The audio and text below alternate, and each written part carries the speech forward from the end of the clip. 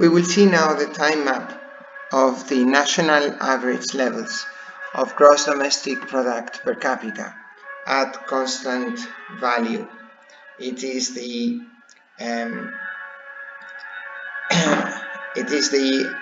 sum of gross value added by all resident producers in an economy, plus any product taxes and minus any subsidies not included in the value of the products. It is calculated without making deductions for depreciation of fabricated assets or for depletion and degradation of natural resources. Data are in US dollars, and figures for GDP are converted from domestic currency using single-year official exchange rates. So you see that in the 1960s, there was no country with a GDP higher than 5,000. The countries with highest GDP were Kuwait with 1,300, followed by in fact the United States that had a GDP of 3,400, Canada 2,400, Sweden 2,700, Northern and Western Europe, but with large differences like Germany and the UK around 1,800, while Italy just 1,000, Spain barely 600, with Portugal less than 500, and Greece around 700. At that time, Japan had 700 GDP per capita, and China only $81 per person a year. Even lower than India that had at that time 100. Countries in sub-Saharan Africa were at most around 100, and in South America around 300, with higher levels in the southern cone, with Argentina above 1,000 and Mexico 500. In Central America as well, the GDPs were around 300. Australia had similar levels to the European countries, the northern European countries of 2,000, and New Zealand as well.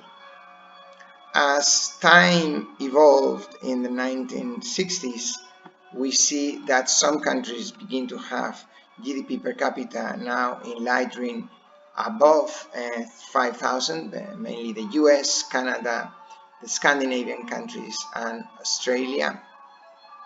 In the 1980s, those countries now had a GDP higher than 10,000. In the case of the US, it was almost 16,000. The Scandinavian countries were around 14,000, 15,000. Northern Europe and Western Europe had GDP around 1,000, and Spain still had 5,000, half the level of the EU before it adhered to the EU. Portugal around 3,000. Greece was in the region of 5,000. Most of the countries in Africa had levels of around 300, 200, etc. Some oil-producing countries like Gabon reached 5,000, Nigeria 1,500, and of course countries of higher industrial production like South Africa reached 2,500, and Egypt was at 700. At that time, Turkey was 1,300. The Arabian Peninsula, due to its oil production, had levels above 10,000, with the exception of Yemen, and the countries in Iran was around 3,000. Afghanistan as well at that time. 3,000. Afghanistan had 300, similar to the levels in Africa. Pakistan as well, India as well, and China as well. So in the 1980s, the countries from Afghanistan to China, including India and Mongolia, had levels very similar to Sub-Saharan Africa, and South Asia slightly higher, but still around 300 to 500. Again, Australia had levels about 10,000 like Canada and the US, and New Zealand very similar to the initial EU countries with around 7 to 10,000. What happened till the end of the 20th century was that the high-income countries continued to increase their GDP per capita, which was by the turn of the century over 30,000 GDP per capita in the US, very similar in Canada, very similar, slightly lower in Australia. Also Japan had levels above 30,000, and in the EU countries, which had by that time already integrated Spain, Portugal and Greece, the levels were also close to 25,000 or 30,000, higher in the Nordic countries and slightly lower in the Mediterranean, where Spain still had half the levels of the US and the Scandinavian countries, 15,000, and Greece and Portugal slightly lower. We see that still in most countries in Sub-Saharan Africa, the GDP per capita was around 500, 300, 400, 500, with exceptions in South Africa, which reached 3,200, and countries like Namibia, 2,200, Botswana, due to its natural resources, 3,200, Nigeria also slightly higher, but still most of Sub-Saharan Africa between 300 and 500. Whilst in South America, the GDP started growing already in the 70s.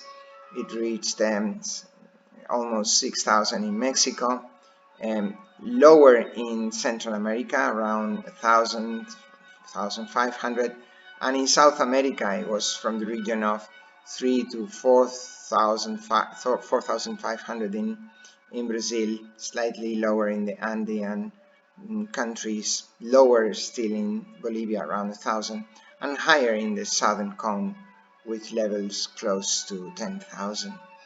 By the turn of the century, we see that some countries are turning here dark red because their GDP is above 40,000, notably Norway with its large oil production, the US, also Ireland, Iceland, Switzerland, and we see how that color expands to the rest of Western Europe in the first decade of this century, and the rest of Scandinavia and Canada, and then also Japan, which has had many economic recessions, but has been most of the time around 30 to 40,000, and the Arabian Peninsula with some countries with high oil output and very high levels of GDP per capita, also Canada and New Zealand.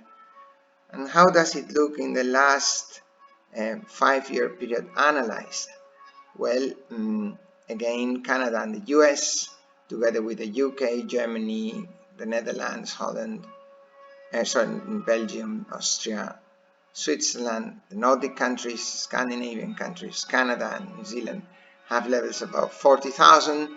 They're followed by countries like Japan, which has slightly reduced its GDP per capita, it's still very high, 38,000, and South Korea, also the oil-producing countries in the Middle East, and the Mediterranean countries, particularly Spain, France, and Italy, with levels above 30,000, and Greece and Portugal around 20,000.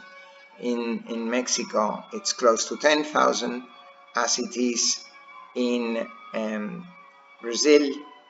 It's still lower in Bolivia, around 12,300, slightly higher in Peru, Ecuador, and Colombia, with the southern cone of Chile and Venezuela and Argentina and Uruguay, with levels around 10 to 15,000. The colors here in the last 5-year period represent those in green are economically replicable because their levels are below the world average. Those in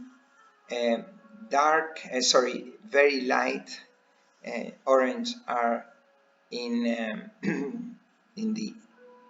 those in light green and in the light orange are in the equity zone, while those countries in dark orange are above the upper or excess threshold, and those in dark red are in a clearly above a hoarding threshold, really having a very negative impact on global equity. So only those in dark green here are economically only those in green, either light or dark, are in economically replicable models. Those in dark green, in fact, are below the dignity threshold and struggling to provide the conditions for a feasible life expectancy.